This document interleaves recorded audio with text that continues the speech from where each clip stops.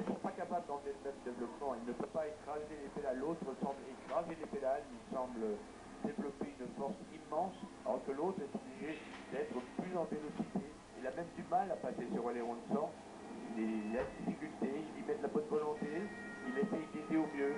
Mais forcément, c'est déjà pas mal d'être là, il a pu résister, il a pu résister et c'est le seul d'ailleurs, parce que les autres ont carrément, comme on dit, sauté de la roue. Et voilà, en même temps ils vont aller... Allez, le dernier tour ouais, pour fêter leur victoire tous les deux. Il ne restera plus qu'à... Ils se sépareront forcément. Michel sur le podium, c'est à ce moment-là qu'ils vont se séparer, l'un au-dessous de l'autre. Et c'est le moment le plus attendu, le sprint. Ah, Boucharem qui fait quand même un excellent retour sur les deux coureurs qui le possédaient là.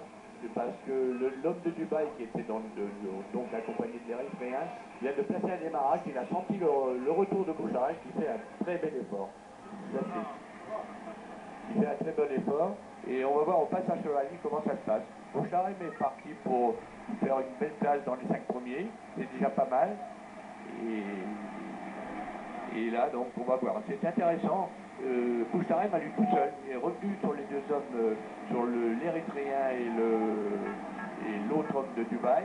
Il n'est pas loin maintenant, mais le coureur de Dubaï sentant un petit peu de danger avec le retour de Boucharem vient de porter une attaque et on verra sur le passage de la ligne d'arrivée cette belle lutte pour la 3-4e place maintenant, puisque les deux hommes de tête. Probablement Boucharem est très très bien placé pour se l'accaparer.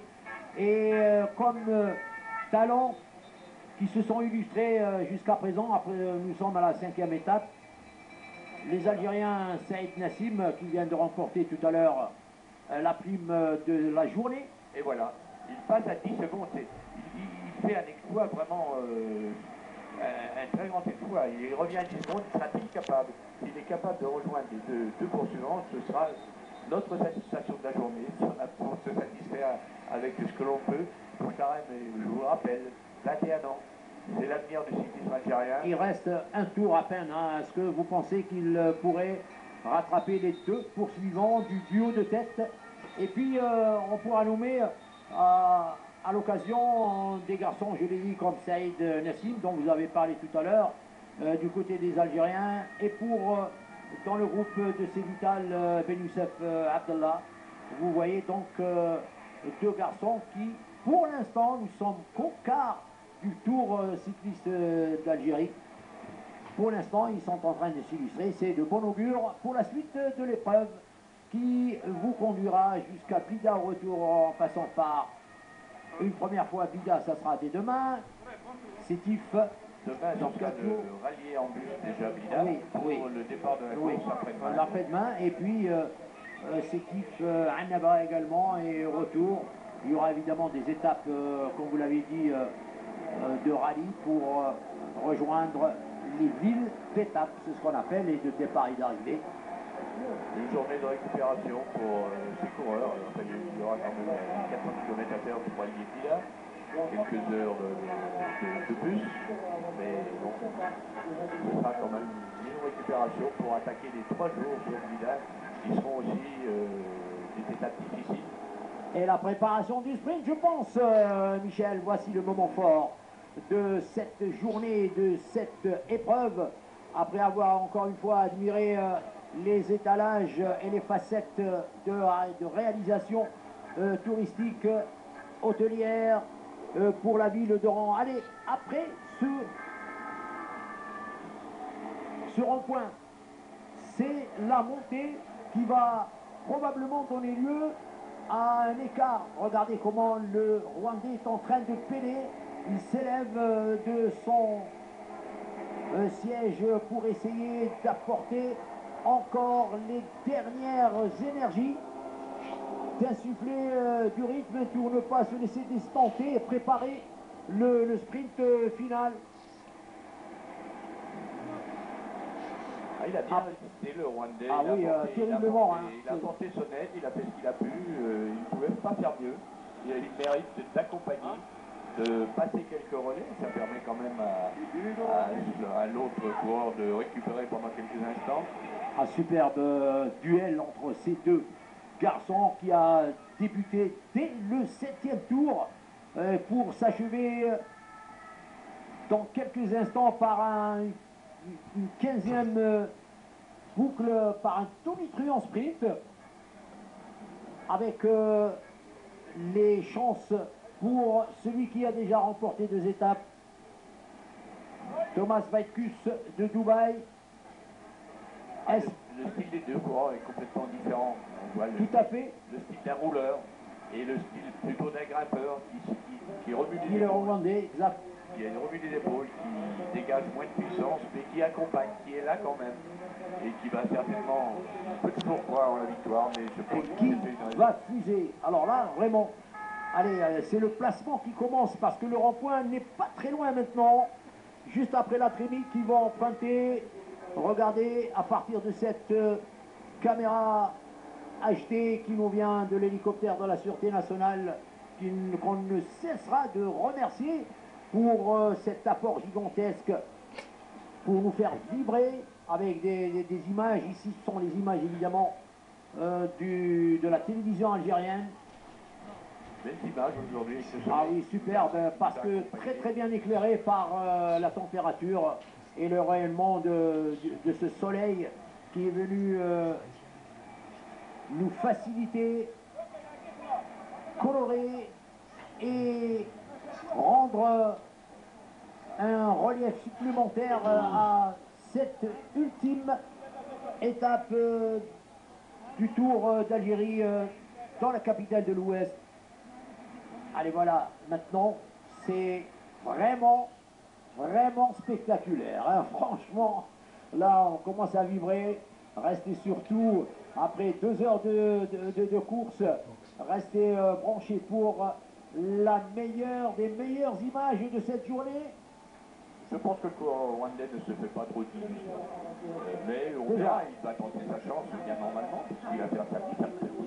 Il a fait un rock, oui. Il a fait une petite part de travail, mais je pense que dans sa tête, il est déjà deuxième, et pour moi, il va tenter sa chance. Allez, on va attendre un peu. Moi, je me dis que les chances sont égales pour les deux coureurs.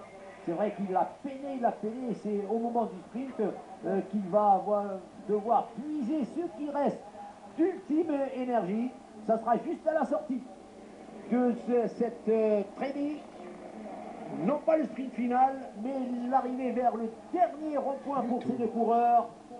Il va passer une première fois dans l'autre voie, devant la tribune officielle et surtout devant la photo chip, la photo finish, pardon, de l'organisation.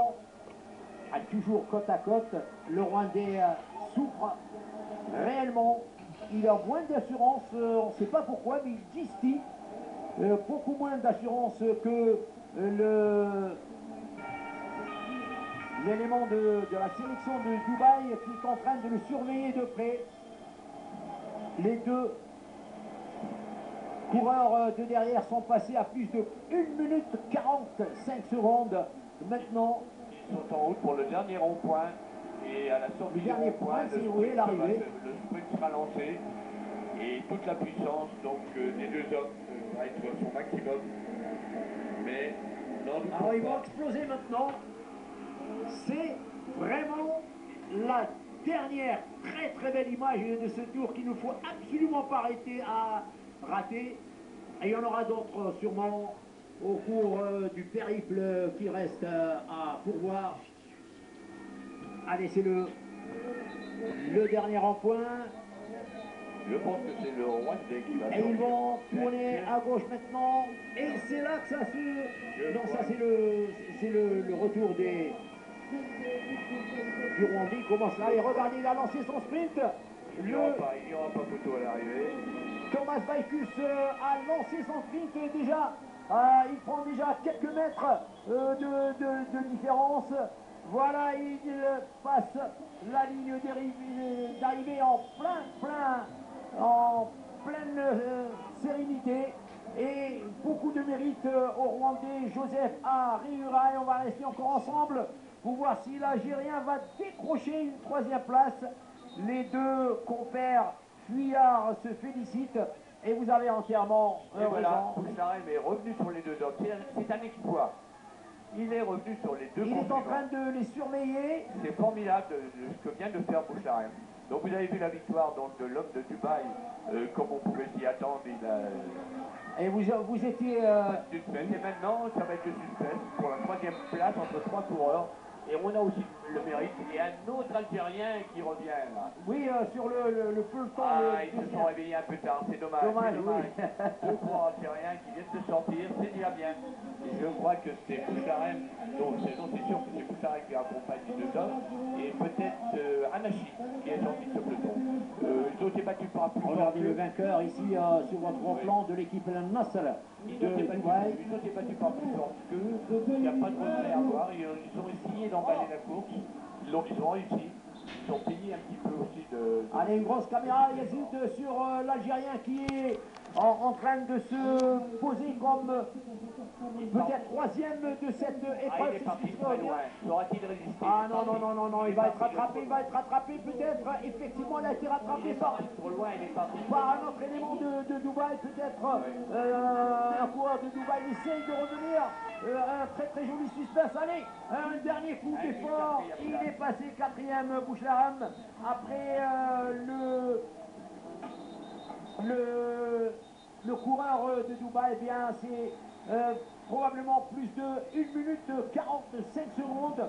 Et l'Algérien, évidemment, se classe 4e. On va vous donner le classement définitif dans quelques instants. Le moment de récupérer